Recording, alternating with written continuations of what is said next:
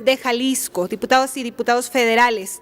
Comentarles que ante los sucesos que se están viviendo en el estado de Jalisco, esta confrontación absurda que se está haciendo desde el gobierno estatal en contra del gobierno federal y por supuesto con el único propósito evidentemente de promocionar la figura del Ejecutivo del Estado, nos hemos visto en la necesidad, las y los diputados federales de Jalisco por Morena, de rechazar y denunciar públicamente las irregularidades de la consulta popular sobre el pacto fiscal. Comentar que en una primera instancia la intención del señor gobernador era preguntar si se quería o no continuar con el pacto fiscal. Evidentemente y afortunadamente alguno de sus asesores le informó que esto es inconstitucional, por lo que cambió la pregunta. Sin embargo, aquí hay una trampa todavía más de mayor simulación. En este caso, lo que está preguntando si se está de acuerdo con que se revisen cada 6 años los términos de la coordinación fiscal y la forma en que la Federación distribuye los impuestos. ¿Para qué? Se decida si Jalisco sale o no del pacto fiscal. Esto quiere decir que a la gente solamente le va a preguntar si están de acuerdo o no en que se revise, pero se apropia el derecho de salir o no del pacto fiscal. Quiero decir al respecto que primero aún se sigue trastocando la Constitución, puesto que la Constitución misma dice que no pueden ser objeto de consulta impuestos, egresos, ni nada que tenga que ver con esto. Y toda vez que es el Congreso del Estado de Jalisco quien decide o quien suscribe el convenio con la Secretaría de Hacienda y Crédito Público, la adhesión al pacto fiscal, está de nuevo, como lo vimos en el caso de la pandemia, ignorando las medidas sanitarias dictadas por el Consejo General de Salud, está suplantando funciones que no le corresponden. También el artículo 10 de la Ley de Coordinación Fiscal marca que es el Congreso local quien debe autorizar el salirse o terminar con el convenio que existe entre el gobierno del Estado. Pero no solamente eso. Por otro lado, el gobernador ha usado un discurso tramposo que busca, por medio de una comparación totalmente absurda de variables económicas, evidenciar, según él, que la Federación le regresa, dice, 2 pesos de cada 100 que aporta. ¿Cuál es la trampa? Cuando Enrique Alfaro señala que Jalisco aporta 8 de cada 100 pesos al Producto Interno Bruto, es decir, el PIB, y el gobierno federal únicamente le regresa 2 de esos 8 pesos, él asume erróneamente y tramposamente que todo lo que produce el país en un año y es lo que el gobierno federal tiene para distribuir mediante el presupuesto de egresos de la Federación, un total absurdo. Esto es un total absurdo, además de que tal aseveración se contradice en la misma pregunta de la consulta al señalar que se revisará cómo se reparten los impuestos de la Federación. Tengamos en cuenta que el presupuesto de egresos de la Federación no es el total de lo que se estima del Producto Interno Bruto, sino lo que la Federación tiene para distribuir, entre ellos ingresos tributarios y no tributarios. Y en ese comparativo, que sí es válido, podemos decir que Jalisco aporta la recaudación fiscal, al menos en los últimos datos que se tienen de 2019, es del 3.4%. Esa cifra representa aproximadamente para ese año 110,000 millones, que llevados a la actualidad, es decir, considerando la inflación acumulada, representaría alrededor de 120,000 millones. Pero Jalisco recibe 116,000 millones solamente de gasto federalizado, pero a eso tendríamos que sumarle todos los ingresos que vienen de la Federación, que se ejercen directamente en Jalisco, pero que no pasan por sus manos, es decir, dinero que la Federación invierte en Jalisco directamente con las y los jaliscienses, entre ellos programas sociales, adultos mayores, becas, pensiones para personas con discapacidad, entre otros, además de proyectos de inversión. Por ejemplo, la cartera de inversión tiene 476 millones de pesos. Al final de cuentas, Jalisco estaría recibiendo mucho más de lo que recaudó en el año para el 2022. Jalisco recibirá recursos por un monto mayor, considerando estos montos que acabo de señalar, a 128,000 millones de pesos. Muy superior a lo que se estimaría si tuviera la misma recaudación del 3.4 para este año. Lo anterior deja en evidencia que no existe ningún maltrato por parte de la Federación a las y los jaliscienses. Los recursos del pueblo de Jalisco son utilizados en el pueblo de Jalisco.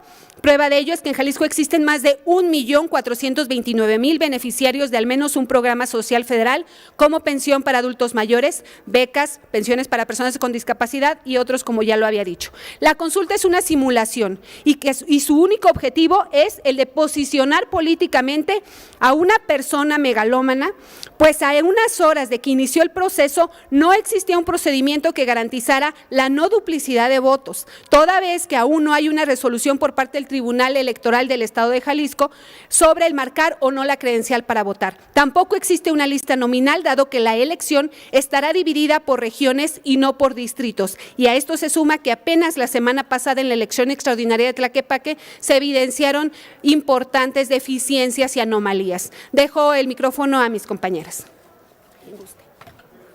Lo más importante que hay que mencionar en este caso, en el estado de Jalisco, es que en este momento el gobernador del estado de Jalisco, Enrique Alfaro, está utilizando a todos los funcionarios del gobierno estatal y también los presidentes municipales emanados de Movimiento Ciudadano, amenazando a sus empleados, asusándolos con que van a ser despedidos si cada uno de ellos no llega a cumplir una cuota que les da incluso en clasificación colores que si llegan a su cuota suprema van a ser color naranja, como ellos, y si no, van a ser despedidos, empleados que son transitorios, empleados que quisieran sus plazas, empleados que no desean tener participación política con ese partido.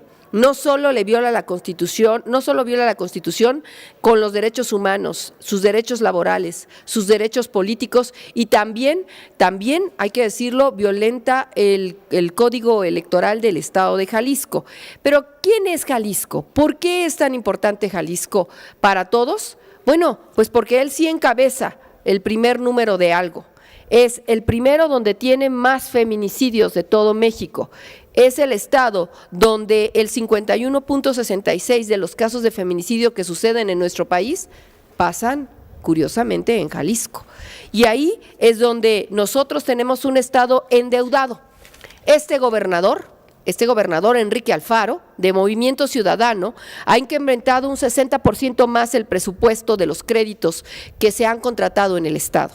27,730.9 millones de pesos. O sea, ¿para qué quiere tanto dinero si no es capaz ni siquiera de administrar? Si solo asusa y amenaza a los empleados del gobierno, si él quiere aparecer en unas encuestas y las encuestas…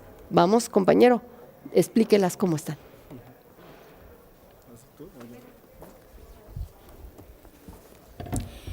También utilizamos este medio para evidenciar que la consulta popular costará 29 millones de pesos, lo que representa un incremento de 6.5 millones de pesos en comparación con el presupuesto inicial que se manejó. Además, este presupuesto es mayor al destinado durante este año a áreas sensibles, como la Fiscalía Especializada en Delitos Electorales, el apoyo económico para las hijas e hijos de mujeres víctimas de feminicidio y el recurso para la prevención, atención y acceso a la justicia para mujeres, adolescentes y niñas en situación de violencia. Es decir, en la Fiscalía Especializada en Materia de Delitos Electorales tiene un presupuesto asignado de 6,993,000 pesos, un porcentaje de 94.12% relativo a lo que se va a gastar en esta consulta. Nosotros le preguntamos a las y los jaliscienses, ¿es justo que tenemos un estado lleno de necesidades, que no tiene acceso a la salud, que tiene tantas carencias en educación, que estamos de verdad dolidos en el área de la cultura y se va a gastar esta cantidad de dinero que es del pueblo en una consulta que es totalmente inconstitucional? ¿Acaso cuando vamos a los centros de salud nos importa todo este dinero que se está gastando cuando nos dicen no hay paracetamol? Cuando nos dicen no hay un médico que te atienda. Sí te vamos a atender, pero trae tus gasas. ¿Acaso es justo que haya padres de familia que están sacando a sus niños de las escuelas públicas porque no tienen dinero para pagar las cuotas voluntarias, pero sí tenemos dinero para una consulta popular. ¿Acaso es justo que les estén preguntando a nuestros niños en las escuelas públicas, en las primarias, qué piensan del pacto fiscal? Lo que deberían de preguntar es, ¿estás de acuerdo con lo que está haciendo el gobernador Enrique Alfaro con el dinero que le pertenece a las y los jaliscienses? Por favor, ciudadanas y ciudadanos, no se dejen engañar. Desde esta tribuna les pedimos que confíen en sus diputadas y diputados federales. Nosotros estamos luchando por llevar transparencia al estado de Jalisco. Estamos luchando para que ustedes tengan bienestar en sus familias. Apóyennos y pidan más información sobre esta falsa consulta. Buenas tardes. Primero agradecer a los miles, a las decenas de miles de jaliscienses que se dieron cita ayer en el Zócalo de esta ciudad capital, que vinieron por sus propios medios o que vinieron acompañados por personas que pertenecen al movimiento y que estuvieron aquí la tarde de ayer con el presidente de la República. Segundo, agradecer a nuestros diputados locales, a los diputados locales en el Congreso de Jalisco que votaron en contra del aumento del impuesto sobre la nómina que impuso la mayoría de Movimiento Ciudadano en el Congreso de Jalisco. Y tercero, pues explicar el trasfondo de este intento de consulta, porque en realidad no es una consulta. Los jaliscienses pueden votar en cualquier parte del estado, no le piden credencial de elector, pueden votar niños. Jorge Álvarez Maínez, que es de Zacatecas, votó en la consulta de Jalisco. Y bueno, son puntos que queríamos compartir con ustedes y decirles que al gobernador francamente las cosas no le salen. El día de hoy se publica en primera plana del Reforma la lista de precandidatos o presidenciables que ya se vislumbran rumbo al 2024. Y en ella el canciller Marcelo Ebrard tiene 31% de las preferencias, la jefa de gobierno Claudia Sheinbaum, la compañera jefa de gobierno, 30% de las preferencias, y después vienen figuras de la oposición en las que por parte de Movimiento Ciudadano están el gobernador de Nuevo León, Samuel García, y el alcalde de Monterrey, Luis Donaldo Colosio, y en ningún lado aparece el gobernador de Jalisco. Entonces, él sueña con ser candidato a la presidencia, pero la realidad es que nadie lo toma en serio y ahí está la primera plana del Reforma del día de hoy en el que no aparece. Muchas gracias por su atención. No sé si hay alguna pregunta de los medios de comunicación. Perdón, nada más quisiera concluir, sería un grave riesgo, pondría en una desestabilización económica Jalisco continuar con estas estrategias. Jalisco está padeciendo un desgobierno.